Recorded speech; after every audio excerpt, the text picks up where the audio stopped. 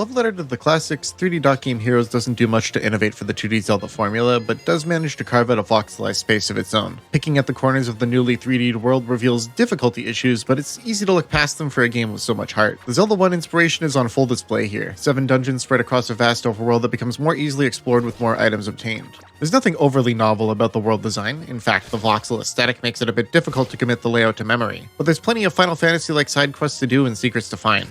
Where the game truly shines though is in combat. I've always held the opinion that Zelda 1 is the best combat of any Zelda game, and 3D Dot Game Heroes improves on it with the sword swinging mechanic. Additionally, much like its inspiration, when you're at full health your sword is much better, leading to both a feeling of power when you're doing well and a rush of adrenaline when you have to scrape by at low health. Though the combat is where the cracks start to show. To put it bluntly, this game has some bullshit. Enemies seem to spawn in random locations, which can make rooms and dungeons much harder than they need to be. And enemy design in general is very old school, with mages that you can only damage by reflecting their spells, enemies that instantly take you down to half a heart, and an even more annoying take on Zelda 1 Darknuts. Bosses are health barless damage sponges, and without exploring the world for sword and defense upgrades, there really are moments of feeling extremely underpowered. But the game is charming. Humor ranges from Mega Man references to a masochistic stage that only grants you magic if you stab her with your sword. There's a cave where the development team hangs out, and all the magic spells are jokes about computer graphics shaders. Hell, the game lets you create your character and their animations voxel by voxel. I played through the game as a giant Wiimote. 3D Dot Game Heroes truly won me over.